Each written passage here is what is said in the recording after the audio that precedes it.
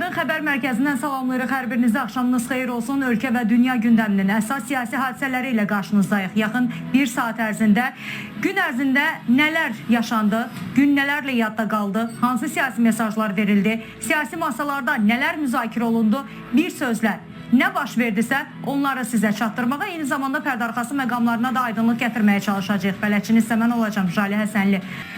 Yaxın Şərqdən də xəbər verək. Türkiyənin 3 yüksək rütbəli rəsmisi Xarici İşlər Naziri Hakan Fidan, Müdafiə Naziri Yaşar Gülər və Kəşfiyyat rəhbəri İbrahim Kalın Dəməşqə səfər edib. Dünən gerçəkləşən səfər onunla əlamətdardır ki, bu Türkiyədən belə yüksək səviyyəli nümayəndə heyətinin komanda şəklində Suriyaya ilk səfəri idi. Suriyada baş verən qarşıdurmalardan sonra rəsmi Ankaranın güc strukturlarının rəhbərlərinin Dəməşqə qrup halında getməsi təbii ki, diqqət çəkən məqamdır. Analitiklərin fikrincə bununla Ankara həm əlaqələri gücləndirmə niyyətində olduğunu, həm də istənilən məsələnin həllində Suriyanın yeni hökumətinin yanında dayandığını nümayiş etdirir. Nə baş verir? İzləyək. Türkiyənin 3 yüksək rütbəli rəsmisinin Dəməşqə səfəri ilə bağlı detallar açıqlanmasa da bəllidir ki, danışıqlarda Suriyanın şimalında təhlükəsizlik vəziyyəti müzakirə olunub. Məlumdur ki, PKK rəhbəri Abdullah Öcalanın silahları yerə qoyun bəyanatına cavabında Suriyada mövcud qruplaşmaların rəhbərləri bu məsələnin onlara aid olmadığını bəyan etmişdilər. Səfərin məhz bu həftə Suriyada məzhəblər arası zorakılığın baş verməsindən sonra gerçəkləşməsi də diqqət çəkən məqamlardandır. Silahlı birləşmələrin mərkəzi hakimiyyətə tabe olmaması Suriyadakı vəziyyəti gərginləşdirir və bu analitiklərin qənaətinə görə Türkiyənin terrorsuz region niyyətinə ziddir.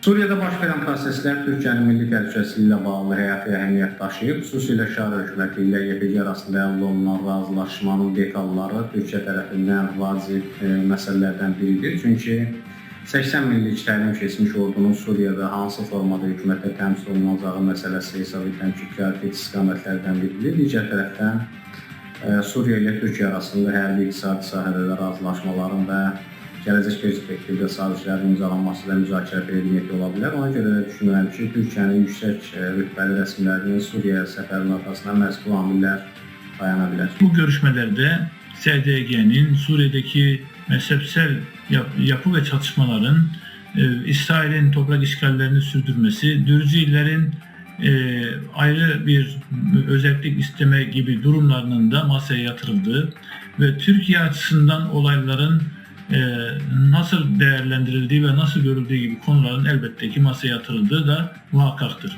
Bu dönemde gelişmelerin Türkiye aleyhine olması için çalışıldığı da bilinmektedir ki bu çalışanların içerisinde İran, İsrail, Amerika Birleşik Devletleri ve farklı unsurların da Türkiye aleyhine olacak şekilde Suriye'deki dizayn sürecine bir şekilde müdahil olmak istedikleri de bilinmektedir ki Türkiye buna fırsat vermemek için 3 önemli devlet kademesini Suriye'ye gönderdiği görülmektedir.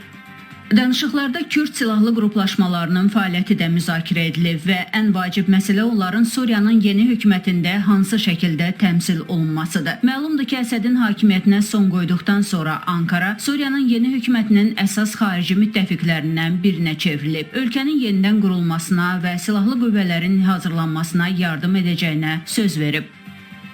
Bu üç təşkilat həm ordu, həm təhlükəsizlik qüvvələri, həm digər daxili qoşun qüvvələrinin formalaşması, eləcə də Suriya dövlətinin formalaşması kimi qiymətləndirilir. Çünki Suriya əsasən həm hava limanları, həm dəniz limanları, eləcə də petrol mənbələri dünya üçün önəmlidir və bunların müxtəlif istiqamətlərə cəmləşməsi, mərkəzi hakimiyyətdən yayılması dövlət quruculuğuna ziddir. Ona görə Türkiyə əsas amillərdən biri Suriyada sabit, demokratik, sivil bir dövlətin qurulmasına xidmət edir. Ona görə də bu sahələr mühümdür və bu görüşdən sonra da biz Suriyada vahid komandanlıq sisteminin daha da mükəmməlləşməsini görəcəyik.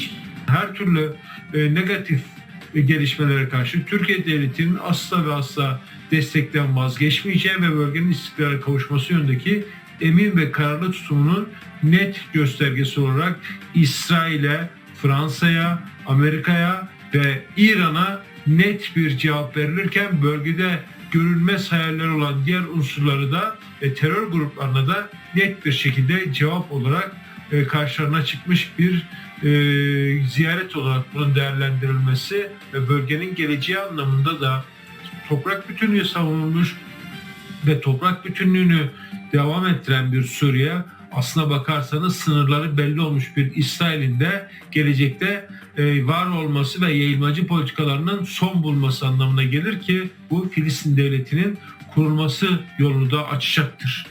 Görüş zamanı Suriyalı qaçqınların vətənlərinə qayıtması və müharibə nəticəsində dağılmış infrastrukturun bərpası ilə bağlı məsələlər də müzakirə olunub. Bunun ardınca isə Türkiyənin dövlət rəsmiləri Bağdadda keçiriləcək təhlükəsizlik sammitində iştirak edəcəklər. İclasda terrorla mübarizədə ortaq anlaşmanın formalaşdırılması, enerji sahəsində əməkdaşlıq kimi məsələlər də müzakirə olunacaq.